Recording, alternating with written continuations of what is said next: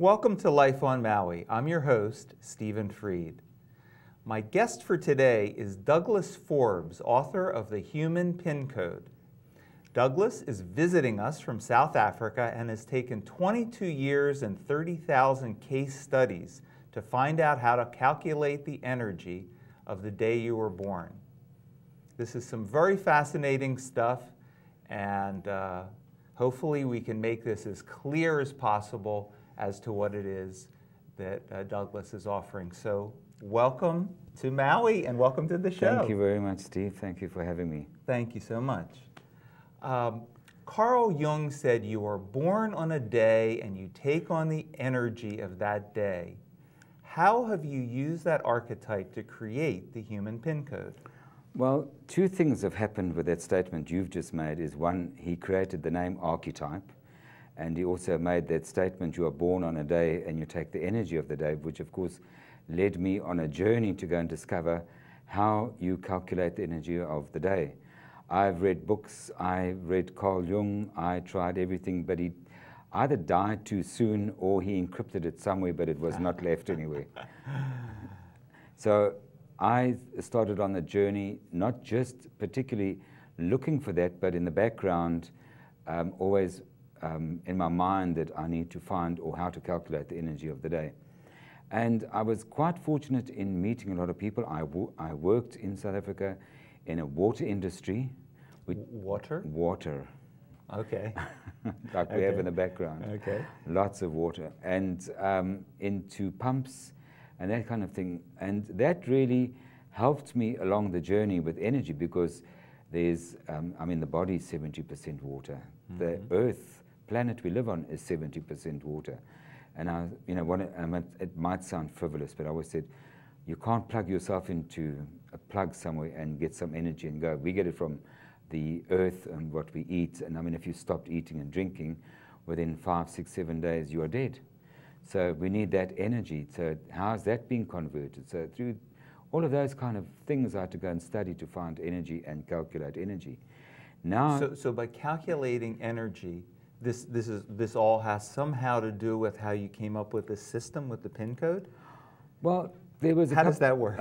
How does that correlate? There was a couple of things, because what I sort of understood was that, one, there was a couple of statements like, we're all born equal.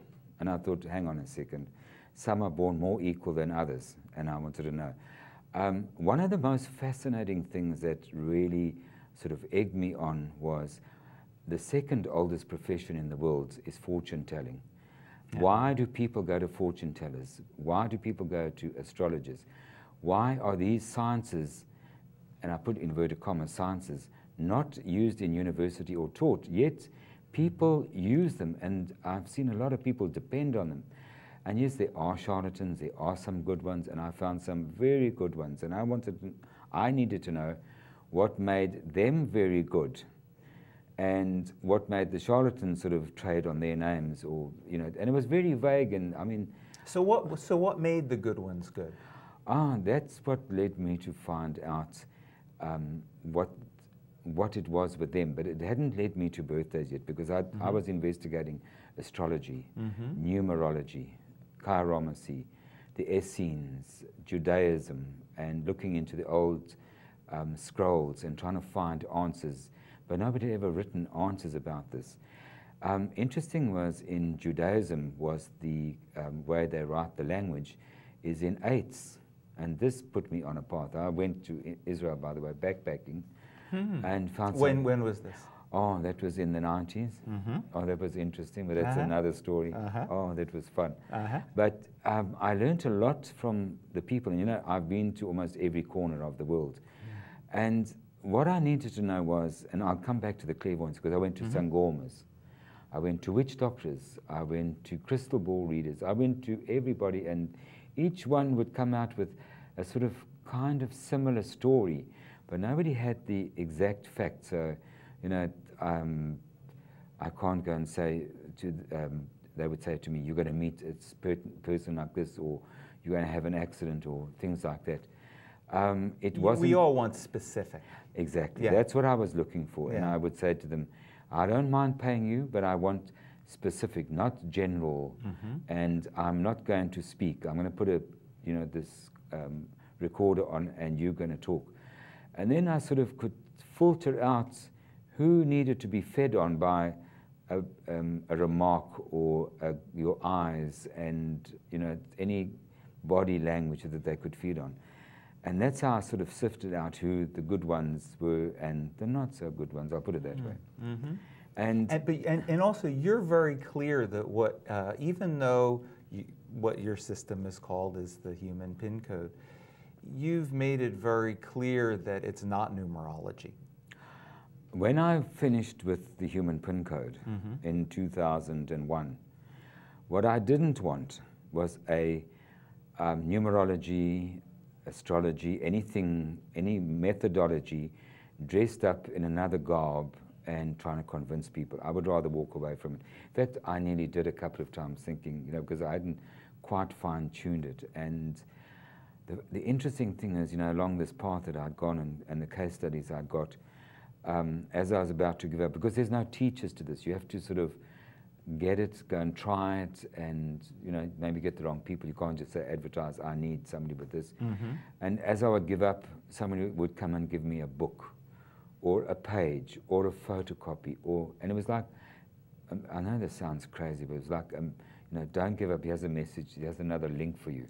Yeah, it came together in pieces. Yeah. And each time I got this, I got excited, and it gave me another piece of the jigsaw.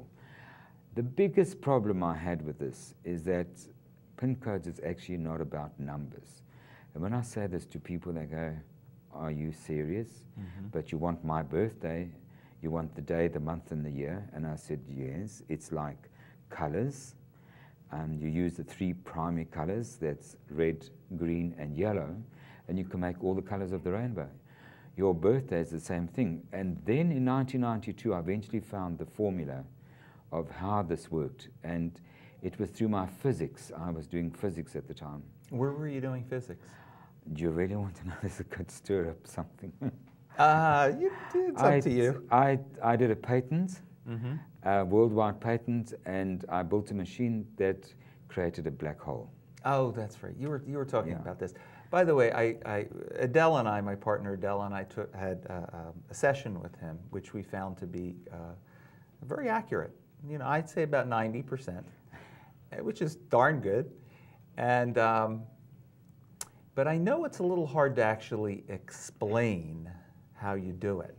But you're trying. So we're going to try as much as we can to really let people know what it is you're doing. Okay. Pin codes, what you do is you take the birthdays. It only uses 1 to 9. It doesn't use complex numbers. So if you're born on the 30th, you bring it down to 3. If you're born on the 25th, it's a 7, and so on. So it only uses single numbers. And once you've got everything down into single numbers, it goes into a matrix. The matrix is really what talks to you, because each part of those 8 blocks that it comes into has an aspect of your life. I mean, one of the fun things that I do on the classes, and then they get it, is you've been talking to someone on a telephone for maybe a year, maybe longer, and you have in your mind a vision of what that person looks like. And then you're going to meet one day, and it's nothing to the picture you've got in your head. Yeah. Now, in the pin codes, there is a position in the way you speak. There's a position, and I think I asked you about David Beckham. Oh, yeah. And I said, can you sort of work this out? And people sort of move around because of what they see, until I say, have you heard him speak? And they say, oh, no, he can't be this. He's got to be that. And his birthday is the 2nd of May, 1975.